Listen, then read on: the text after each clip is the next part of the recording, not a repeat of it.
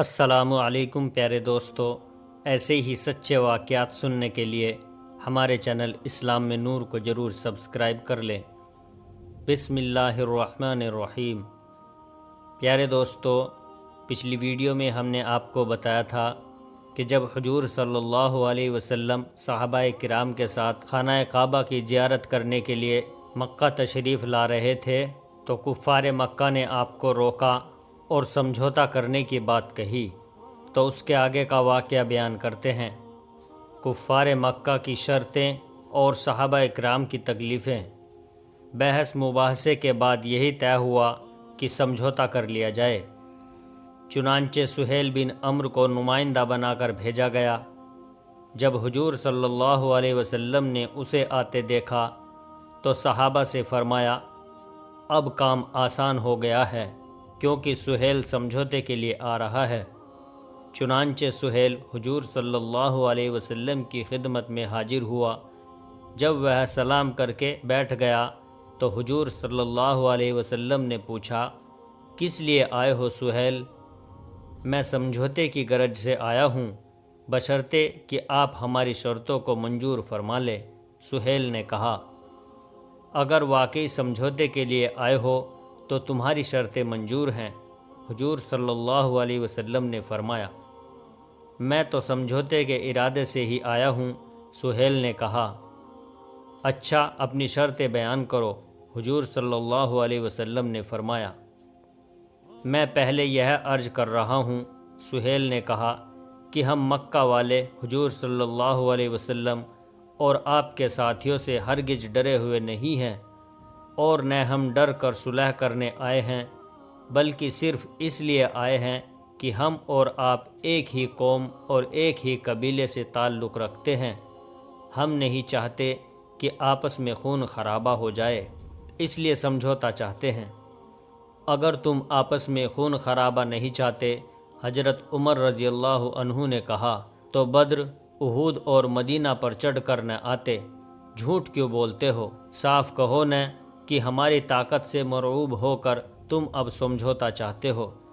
اچھا یوں ہی صحیح، سہیل نے ہنس کر کہا، کیا آپ واقعی صلح کرنا چاہتے ہیں؟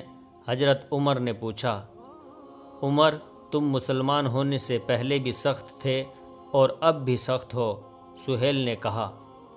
سہیل، حضور صلی اللہ علیہ وسلم نے بیچ میں بات صاف کی، میرے ساتھیوں میں ایک بھی ایسا نہیں جو صلح کرنا نہ چاہتا ہو، اس لیے کہ اسلام خون ریزی سے روکتا ہے۔ پھر آگے فرمایا، تمہاری کیا شرطیں ہیں؟ بولو۔ سہیل نے شرطیں بیان کرنا شروع کر دی۔ سہیل نے کہا، ہماری شرطیں یہ ہیں، نمبر 1، مسلمان اس سال عمرہ نہ کریں گے اور مکے میں داخل نہ ہو سکیں گے۔ نمبر 2، اگلے سال آ کر عمرہ کریں گے لیکن مکہ میں تلوار کے علاوہ اور کوئی ہتھیار اپنے پاس نہ رکھیں گے اور 3 دن سے زیادہ مکہ میں نہ ٹھہر سکیں گے۔ نمبر 3، سمجھوتے کی میعاد 2 سال ہوگی۔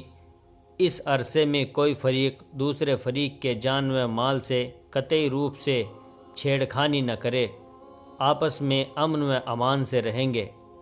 نمبر 4، عرب کی ہر قوم، ہر قبیلے کو اختیار ہوگا کہ چاہے جس فریق کے ساتھ سمجھوتا ہو جائے، ان کے لیے بھی اس عہد نامہ کی یہ تمام شرطیں ہوں گی۔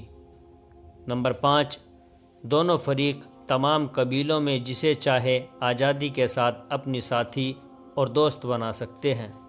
نمبر 6، اگر قریش میں سے کوئی آدمی اپنے ولی کی اجازت کے بنا مسلمانوں کی طرف چلا جائے گا تو فوراً قریش کی طرف واپس کیا جائے گا، لیکن اگر کوئی مسلمان قریش سے یہاں آئے گا تو وہ واپس نہ کیا جائے گا۔ بس یہی شرطیں ہیں، سہیل نے کہا۔ اگر منظور ہو تو عہد نامہ لکھوا کر اس کی 2 نقلیں کرا دیجئے، دستخطوں کے ساتھ ایک مجھے دے دیجئے اور ایک آپ رکھ لیجئے۔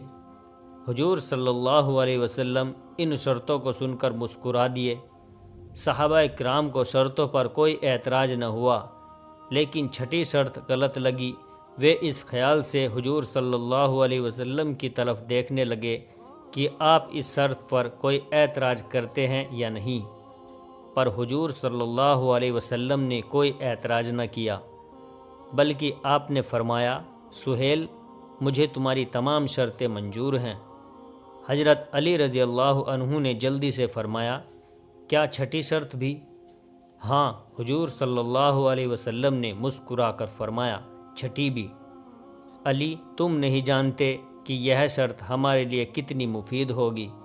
رسول خدا صلی اللہ علیہ وسلم کے اس فرمان کے بعد کسی کی چوں و چرا کی کوئی گنجائش نہ رہی۔ حضرت علی رضی اللہ عنہ نے شرطوں کو لکھنا شروع کیا۔ پیشانی پر لکھا، بسم اللہ الرحمن الرحیم، شروع اللہ کے نام سے جو رحمان و رحیم ہیں۔ کفار خدا کے نام سے چڑھتے ہیں۔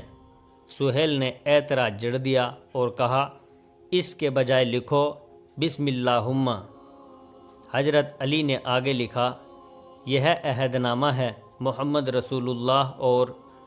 سہیل ٹپک پڑا، یہ بھی ٹھیک نہیں ہے، ہم محمد کو رسول مانتے تو مسئلہ ہی ختم تھا۔ حضور صلی اللہ علیہ وسلم نے پوچھا، پھر کیا لکھوانا چاہتے ہو؟ لکھیے محمد بن عبداللہ کی طرف سے، سہیل نے کہا۔ دونوں جگہ اصلاح کر دی گئی۔ پھر تمام شرطیں لکھ کر حضرت علی نے سہیل کو دکھا دی۔ سہیل نے پڑھ کر کہا، ٹھیک ہے، اب اس کی دوسری نقل کرو۔ حضرت علی نے دوسری نقل شروع کی۔ یہ نقل ابھی پوری نہ ہوئی تھی کہ ایک نوجوان پریشان حال حضور صلی اللہ علیہ وسلم کے سامنے آ کھڑا ہوا۔ یہ نوجوان سہیل کے بیٹے ابو جندل تھے۔ ان کے پاؤں پر بیڑیوں کے بہت سے نشان تھے اور جسم پر کئی گھاؤ تھے اور ان سے خون رس رہا تھا۔ صاف معلوم ہو رہا تھا کہ ان پر ظلم کیا گیا ہے۔ انہوں نے آتے ہی کہا، فریاد ہے، اے اللہ کے رسول، فریاد ہے۔ آپ نے اور آپ کے تمام ساتھیوں نے متم ابو جندل کو دیکھا۔ ان کی حالت دیکھ کر لوگوں کے دل ہل گئے۔ فریاد سناتے ہوئے ابو جندل نے غم کی پوری داستان سنائی اور کہا، مجھے اپنے ساتھ مدینہ لے چلو۔ سہیل بگڑ کر بولا، نہیں ہو سکتا، ابو جندل میرے ساتھ رہے گا اور اسے ظلم بھی سہنا پڑے گا۔ حضور صلی اللہ علیہ وسلم نے فرمایا، ابو جندل، ہم اس عہد نامے کی وجہ سے مجبور ہیں، تمہاری کچھ مدد نہیں کر سکتے، تم اپنے باپ کے ساتھ چلے جاؤ۔ لیکن حضور صلی اللہ علیہ وسلم ابھی عہد نامے پر دستخط نہیں ہوئے ہیں۔ حضرت عمر رضی اللہ عنہ بیچ ہی میں بول پڑے، اور ابو جندل کی حالت کہہ رہی تھی کہ ان پر وحشیانہ ظلم کیے گئے ہیں۔ حضور صلی اللہ علیہ وسلم انہیں وحشی انسانوں کے ہاتھوں میں ان کی زندگی کا خاتمہ کرنے کے لیے نہ سونپے۔ عمر، دستخط نہیں ہوئے تو کیا ہوا، زبانی سمجھوتا ہو چکا ہے، حضور صلی اللہ علیہ وسلم نے فرمایا، اور دونوں فریقوں نے اسے منظور کر لیا ہے۔ ہم کو زبانی عہد کے بھی خلاف نہیں کرنا چاہیے۔ عہد نامے کی چھٹی شرط کے مطابق ہم ابو جندل کو ان کے باپ کے حوالے کرنے پر مجبور ہیں۔ اس بیچ عہد نامے کی نقل بھی تیار ہو گئی۔ ایک پر حضور صلی اللہ علیہ وسلم نے اور دوسرے پر سہیل نے دستخط کر دیے۔ اس کارروائی کے بعد حضور صلی اللہ علیہ وسلم نے ابو جندل سے کہا، ابو جندل، صبر کرو اور خاموشی کے ساتھ ظلم سہو۔ میرے خیال میں تم اس بات کو گوارا نہ کرو گے کہ خدا کا رسول بد عہدی کرے۔ افسوس میری قسمت، ابو جندل نے ٹھنڈی سانس بھر کر کہا، لیکن حضور صلی اللہ علیہ وسلم، میں دوبارہ آپ کی زیارت کے لیے شاید زندہ نہ رہوں۔ ظالم اہل قریش مجھے ضرور مار ڈالیں گے، لیکن موت کو اس سے بہتر سمجھتا ہوں کہ حضور صلی اللہ علیہ وسلم کو لوگ بد عہد کہیں۔ اب سہیل اٹھ کھڑا ہوا اور وہ ابو جندل کو ساتھ لے کر چلا، اور کچھ ہی قدم چل کر نیزے کی انی سے اس کے کچوکے لگانے لگا۔ مسلمان یہ حال دیکھ کر تڑپ گئے۔ حضرت عمر رضی اللہ عنہ سے بھی جبر نہ ہو سکا۔ حضور صلی اللہ علیہ وسلم کے پاس آئے اور بولے، اے اللہ کے رسول صلی اللہ علیہ وسلم، کیا آپ نبی برحق نہیں ہیں؟ بے شک میں نبی برحق ہوں۔ حضور صلی اللہ علیہ وسلم نے جواب دیا، کیا ہم مسلمان نہیں ہیں؟ حضرت عمر رضی اللہ عنہ نے پھر پوچھا، بے شک تم مسلمان ہو۔ حضور صلی اللہ علیہ وسلم نے فرمایا، کیا اہل مکہ مشرک اور کافر نہیں ہیں؟ حضرت عمر نے پھر پوچھا، وہ ضرور مشرک اور کافر ہیں۔ حضور صلی اللہ علیہ وسلم نے جواب دیا، پھر ہم دین کے معاملے میں ایسی جلت کیوں سہیں؟ اس لیے کہ یہی خدا کی مرضی ہے۔ حضرت عمر خاموش ہو گئے۔ سہیل اب بھی ابو جندل کو کچوکے لگا رہا تھا اور وہ لڑکھڑاتے ہوئے گرتے پڑتے چلے جا رہے تھے۔ حضرت عمر من ہی میں پکار اٹھے، اے خدا تو ہی ابو جندل کی مدد فرما۔ پھر ابو جندل نظروں سے اوجھل ہو گئے۔ حضور صلی اللہ علیہ وسلم نے اسی وقت احرام کھولنے اور قربانیاں کرنے کا حکم دیا۔ مسلمانوں نے قربانیاں کی، احرام کھولے، بال بنوائے اور ایک دن حدیبیہ میں اور ٹھہر کر دوسرے دن مدینہ منورہ کے لیے روانہ ہو گئے۔ مسلمان اس عہد نامے سے مایوس اور ٹوٹے دل کے ساتھ مدینہ منورہ کی طرف جا رہے تھے کہ اسی بیچ حضور صلی اللہ علیہ وسلم پر وحی نازل ہوئی۔ وحی میں اس عہد نامے کو کھلی جیت کہا گیا تھا۔ خدا کے اس کلام کو سن کر مسلمانوں کو بے حد خوشی ہوئی اور اب ان کی سمجھ میں آیا کہ یہ سمجھوتا مسلمانوں کے لیے جیت کا سامان لے کر آیا ہے۔ وہ سمجھ گئے تھے کہ اب امن و اطمینان سے رہ کر اسلام کی تبلیغ کا کام کریں گے۔